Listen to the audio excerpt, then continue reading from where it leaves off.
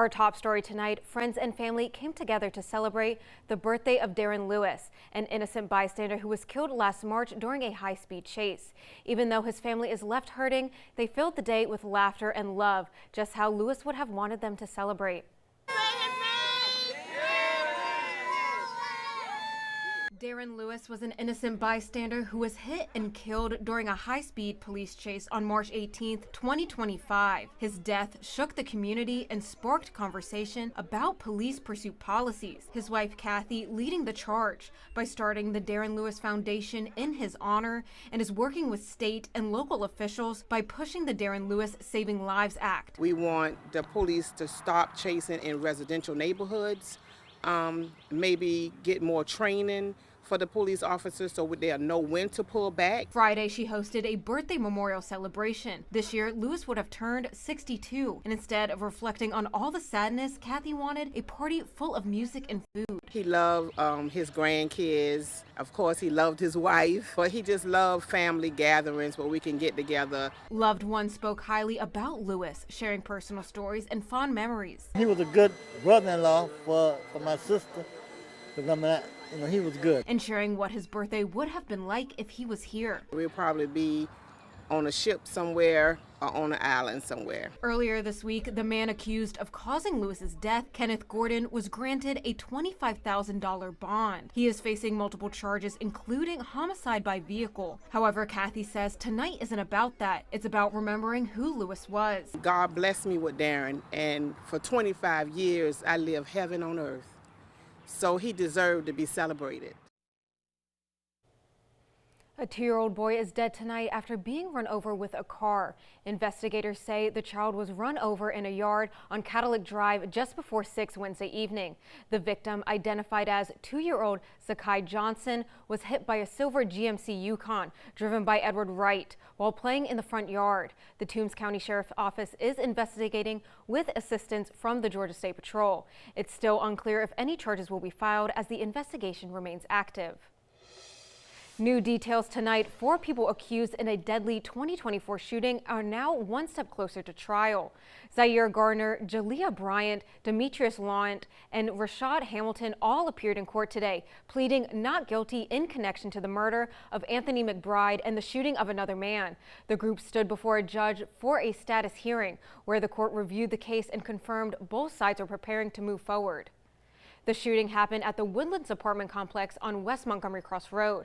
Court documents show the suspects arranged to meet McBride for a marijuana sale when the situation escalated into an attempted robbery and gunfire. All 4 defendants are facing felony murder charges. No trial date has been announced. Residents in Savannah's Montgomery district say they're paying a transit fee every year without getting the service it's supposed to fund. They say a bus stop that was once served their community has been inactive for 2 years, and they're now questioning why the tax is still in place. WSAV's Isley Herschel spoke with neighbors who say they want answers. Residents I spoke with say the bus stop used to be right here on Shipyard Road. Now, they actually did the math and found out that over the past 2 years, they've been paying a total of $300,000 in taxes for a bus stop that isn't even running. Now, I'm going to take you to that next closest bus stop. I've been paying probably $25 to $75 a year for transit. Max Harper is one Montgomery district resident paying for transit services they aren't getting. There was a bus stop in front of that church, but they took it down. I reached out to the Chatham Area Transit Authority, and a spokesperson told me this area used to be home to CAT's Route 20, serving Skidway Island and Coffee Bluff. According to CAT's website, Route 20 is temporarily suspended. We just don't have the bus running, and we're being taxed for it. In a statement, CAT said their top priority is addressing the concerns of our riders and the community. The CAT Board of Directors will be holding a budget planning workshop on Tuesday, April 14th at 4 p.m. to address this concern and others the community had. I reached out to the county commissioner as well, but have not heard back. There was probably people that needed it. Max feels people in his area need to be aware of the tax they're paying for the service that isn't being provided. We shouldn't be paying a tax that we're not using. 2.8 miles later, we finally made it to the next closest CAT bus stop. It's here on the corner of Wilshire and Abercorn. The residents told me all they want is the services they're paying for or for the fee to be removed. In Savannah, Isley Herschel, WSAV News 3, on your side. Bullock County leaders are providing an update tonight on new water wells near the Bullock-Bryan County line, a project that has raised concerns about possible impacts to drinking water in the area.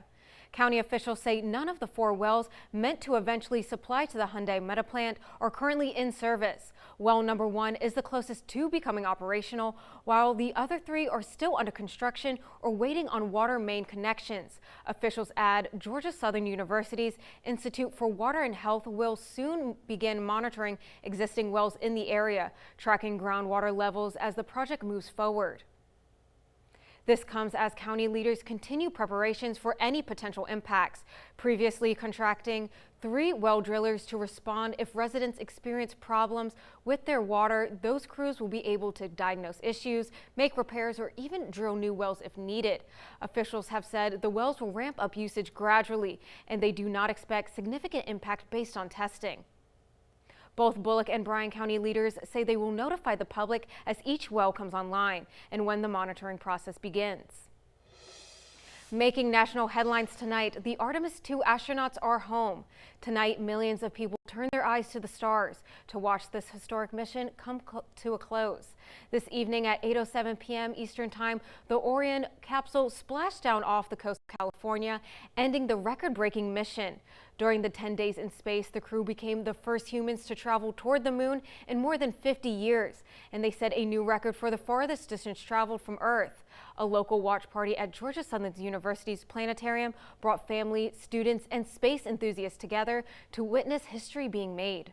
We got to watch the Artemis leave Earth live last week, and now watching it come back and seeing it finish its journey and come back with new data and things that we didn't know before, and learn things that we're going to be learning now at the end of the mission. It's very exciting, and we can't wait to see what comes from the mission.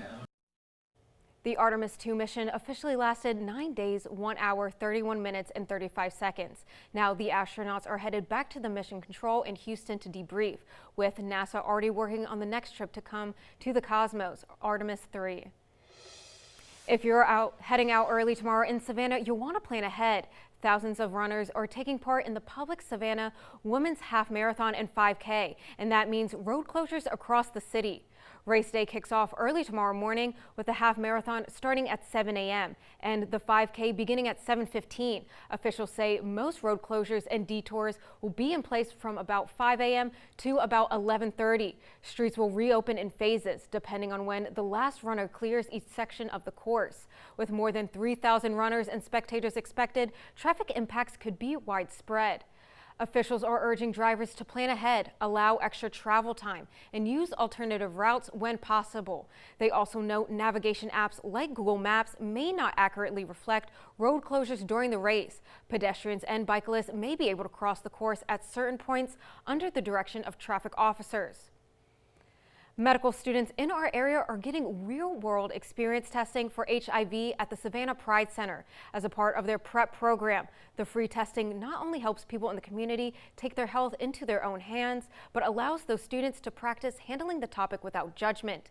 WSAV's Sarah Smith now with more.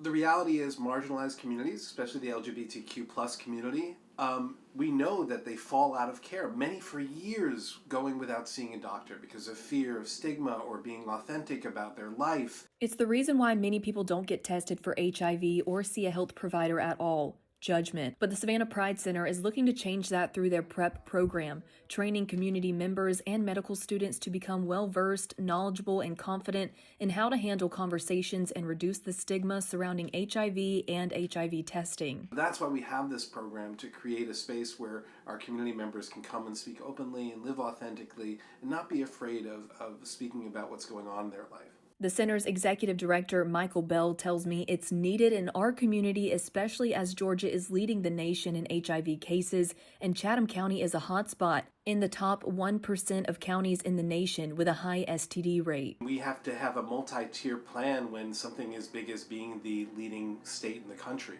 So it's reducing the stigma, it's making testing available without barriers, and it's training our medical providers on how to speak confidently about HIV and HIV testing so that we can make it a normal practice to be tested. Bell hopes this program can help educate the community and lower HIV rates. This is a big medical concern that we have locally for our community. So it's all hands on deck, nonprofits and medical organizations alike, to do what we can to create this awareness